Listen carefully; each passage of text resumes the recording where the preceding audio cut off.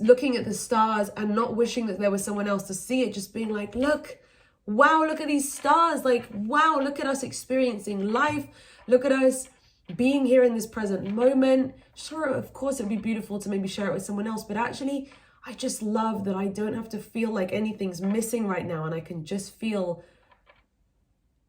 so complete and connected and not alone, because I have the whole universe with me. I have my angels with me. I have everything that I need right here in this moment, and everything else that will come and all the other people that will come is a beautiful, beautiful bonus. Hello, my darlings. In today's video, I'm going to be addressing this topic of loneliness. What to do if you're feeling lonely. What to do if you're feeling so lonely that you can't even sleep. I've been there. I know how hard and how yucky that can feel. And I also know what I did to learn and grow through it, and to then end up drawing in the most beautiful relationships into my life after that. So I hope that me sharing a few things from my personal experience, which has really helped me to kind of understand how this whole thing works, I hope that it can help you or anyone that you know that might benefit from this video. You can share it with them as well.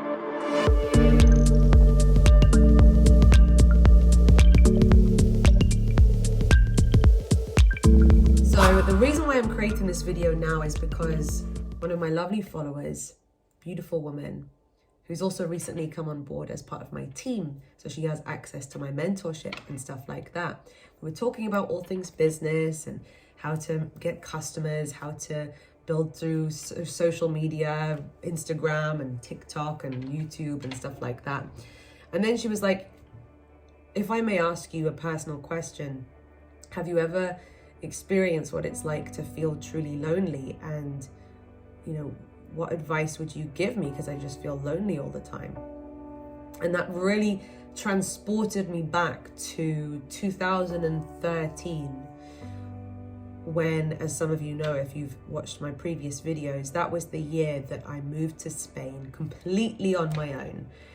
I couldn't even speak Spanish very well. I sort of knew basic class from Spanish. My Spanish honestly wasn't that great, even though I'd been learning it for years at school.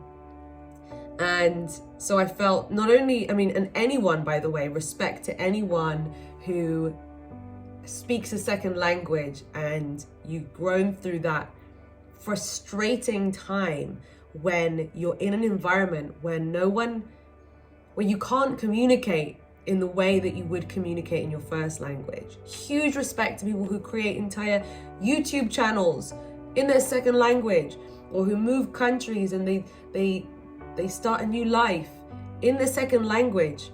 I know the frustrations of when you just feel like you can't get your voice across in the same way. You can't get your personality across in the same way.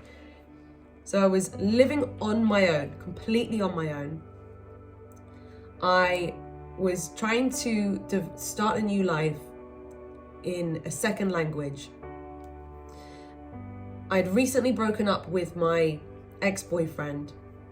And the reason why I did break up with him, actually, I said from the outset of our relationship, by the way, at the end of this academic year, I'm going to be moving to Spain. And I intend to move to Spain single, because I just want to, I'd already in a relationship before that one, I'd done a whole year of long distance, and, you know, not taking anything away from how good long distance can be for some couples. But I hadn't had the greatest of experiences with long distance. I found that it was very, I was just constantly on my phone. It was quite frustrating to try and maintain a relationship through just FaceTime or Zoom, and it wasn't the same. And I'm not saying that it can't be brilliant, but it was a struggle for us. So I'd had an experience with long distance. It drove me to want to not be in a relationship when I was about to move countries. So that's why I told my boyfriend at the time that we're gonna, you know, this relationship is gonna need to end by this time. So that was a strange dynamic, to always know that there was an end date on the relationship. But I just wanted to put myself first, to be quite honest. And I wanted to just do what I wanted to do. And I am proud that I did that. It pains me to think that I probably, hurt him in the process. But to stay in a relationship with someone just so as not to, upset them or make their lives difficult, if that's the only reason you're staying in a relationship, obviously it's not the best recipe for a happy relationship, right? So I had to follow what I wanted to do. But when I got to Spain and I moved into that place on my own, I'd never felt so alone. I'd never felt so isolated. I felt so far away from everything and everyone. I was in a completely foreign country, so I was very outside my comfort zone. And there were many occasions when, just the typical fears that come along living on your own, and like every noise that I heard, I was scared of, and the walls were really thin, and every time I heard a neighbor next door, it sounded like they were in the house. So there was all of that kind of fear and paranoia going on. And then I missed people, I missed relationships, I missed my friends so much. And I was yearning to be in a relationship, in a romantic relationship. I missed that romantic, intimacy so much that I couldn't sleep at night. My head was just spinning with all of this feeling incomplete. So it really wasn't an easy time, but there were a few things that I learned from that time that really helped me get through it. And also now looking back, I'm so grateful that I had that few months period of being so deeply lonely. I'm so grateful I had that experience because of what I learned from it. So the first thing that happened when I was completely on my own the first thing that actually happened was I became extremely addicted to social media because I was craving some form of connection. So going onto my phone, swiping, seeing a notification, seeing a like, seeing a comment, gave me such a rush of, dopamine or something, which, it gives all of us. But when I was in that very, very lonely state, it became a real dependency. I became very addicted to social media to a point where it felt sickening. I was so sick of being obsessed with always having to click on these apps and check them. And I didn't like that. So I actually uninstalled those apps so that I had to only manually log into it on a computer to check things. So I thought, if I make it a little bit more difficult for myself to access these platforms, it won't be so easy to get that hit. So that was the first thing I did. After being addicted to them, I was like, let me try and wean myself off of them and restrict my usage per day. And instead, to fill that hole, to fill that void that I had been filling with social media, I decided to spend time doing things that made me happy. And it was the first time in my life that I had permission to be that selfish, really. It was such a blessing for me to be able to be like, I don't have any friends where I have to, go along to their party even if I'm not really in the mood, or do this with them and make the effort to be all sociable. I could just be like, it's my weekend and I have no plans. What do I want to do? Let me learn how to skateboard. Let me spend an afternoon drawing. Let me teach myself how to DJ. Let me watch that documentary I've always wanted to watch. Let me read a book by the pool, all of these experiences. Let me go for a walk by the beach. I know I'm very blessed that it was a year abroad in Spain, of all places, in this beautiful coastal town. So I had access to this gorgeous, to this nature, to the ocean, to the sea, to seeing the sunset every day, which you don't really get to see in a city, not in the same way. So I thought, let me make the most of this environment that I'm in. And that helped me to become really, really present. And what happened in the process of me doing that, not only was it just actually enjoyable in the moment, but that was the time when my spiritual connection went way up. That was the time when I started to notice synchronicities. And I'm not just talking about seeing 1111. I'm talking about asking to see a sign and then instantly being shown a sign. I'm talking about being in some pretty scary situations where I thought, how am I going to get out of this situation all on my own?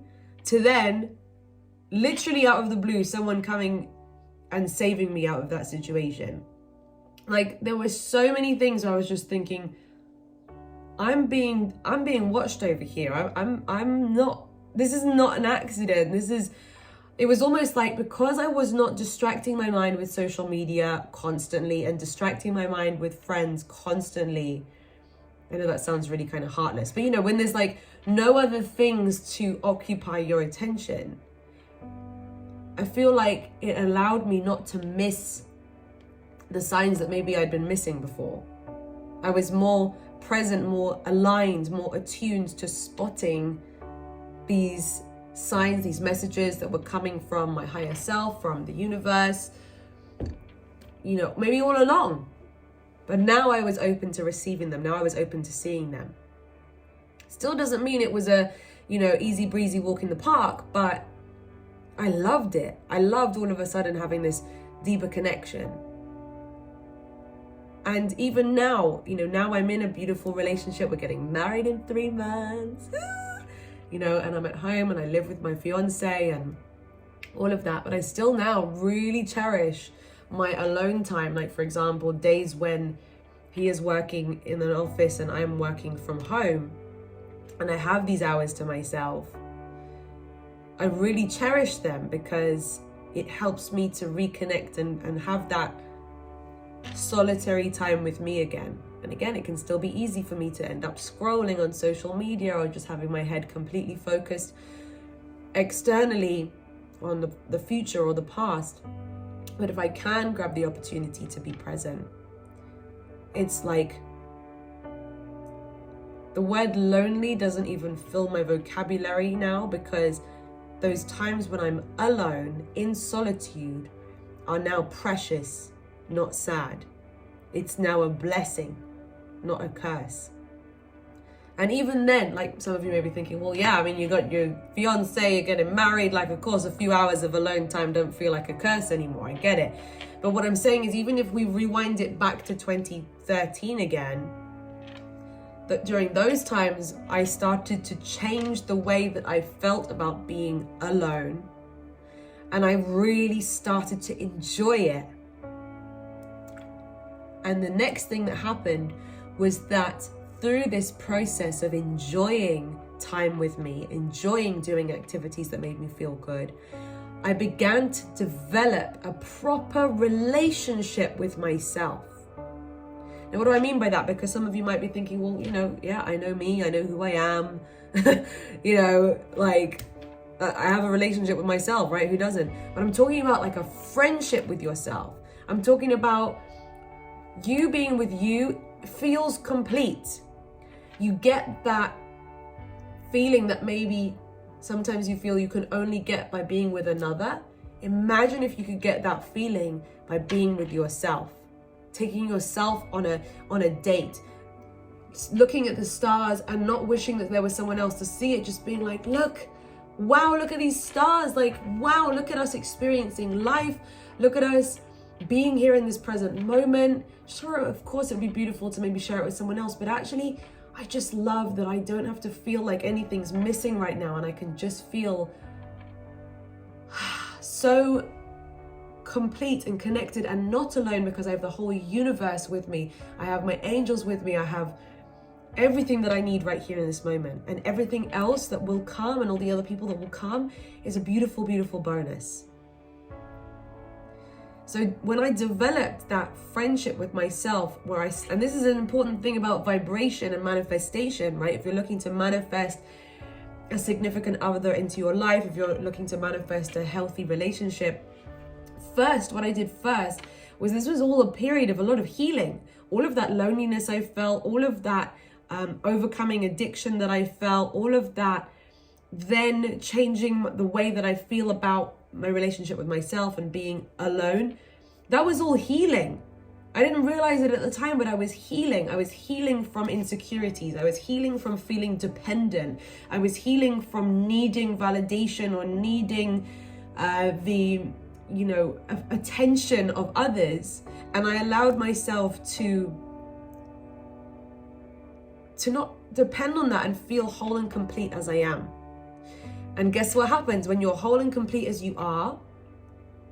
Then when it comes to attracting a relationship, I'm attracting relationships from a perspective where I am already whole and complete. So what do you think I attracted? I attracted someone else who also felt whole and complete. And something that one of my mentors said is that when people say, oh, this is my other half, 2 halves make 0, but 2 whole people, 2 wholes makes infinity. And it's a kind of catchy little thing with your hands, and it's kind of cute. But actually, when you think about it as well, how different does that feel? When you feel like you're a half of a person and you need someone else to complete you, versus, and it makes 0, it just leads to nothing. Whereas if you work on feeling whole and complete exactly as you are, and you also then in turn attract someone who also feels whole and complete as they are, there isn't the feeling of jealousy, paranoia, neediness. I mean, occasionally I'm in a mood where I'm like, Jamie, I'm feeling really needy today, okay? But like, we're allowed to have those days too. But overall, the general purpose and quality and foundation of our relationship isn't that we need each other to feel like we're able to live life, or that feel like we're able to be happy. Jamie is able to be happy because he's Jamie, and because he's living his life, and because he's a human being, and he has the spectrum of emotions, and he can choose to feel happy. He also feels sadness, but him as a complete human being can feel happy, and me too as a complete human being can feel happy. And to bring 2 people like that together into a relationship now, it just makes life even more beautiful. Yes, I feel even happier when we're together, but I also feel whole and complete in my own entity. And this might be a real kind of brain fuck for some people, because this might be a completely different concept, and maybe you've always thought that the purpose of a relationship is to feel whole and complete and safe and this and that and the other. And as wonderful as it feels, imagine if you could feel that in solitude, and then it's just so much more delicious, basically. And healthy and not toxic and all of that. So in my opinion, from my experience of having been in previous relationships that I manifested previous to Jamie, which, and I'm so grateful for them, and I still feel, all good feelings about the people I was in relationships with before, love and respect to them. But I know that when we were at those stages in our life, we were in relationships where there was a lot of insecurity or codependency, or in a negative way, or kind of toxic traits, which led to a toxic ending. And that's okay. I'm sure they've grown and I've grown and healed from, it was like the relationship we needed at that stage in our lives. And I'm grateful that after I healed through that period to feel whole and complete as I am, it enabled me to step into my next level of relationship. So if you're looking to step into a different level of relationships rather than being in the same pattern or the same level, I really encourage you to take this time to honor and enjoy your solitude, to flip the perspective from feeling lonely about being on your own to knowing that it's a temporary season in your life. It's a beautiful, necessary part of your life to experience. And in the present, what could you do to enjoy and be selfish during this potentially rare time in your life where there aren't as many people as there will be one day? So if this video was for you, I know it wasn't for everyone, and maybe my version of my experience didn't resonate with some people, but if it was for you, if you got anything from this video, let me know with a thumbs up, little comment, and feel free to feel free to subscribe and join our community. Thank you for your support and for watching. I'm sending you love. You're going to get through this, and it's going to be even better than it ever was. Not only will you find new relationships and friendships again soon, but also, in addition to that, you're going to have an even better relationship with yourself, which will just make everything else even more wonderful. Thanks for watching. Bye.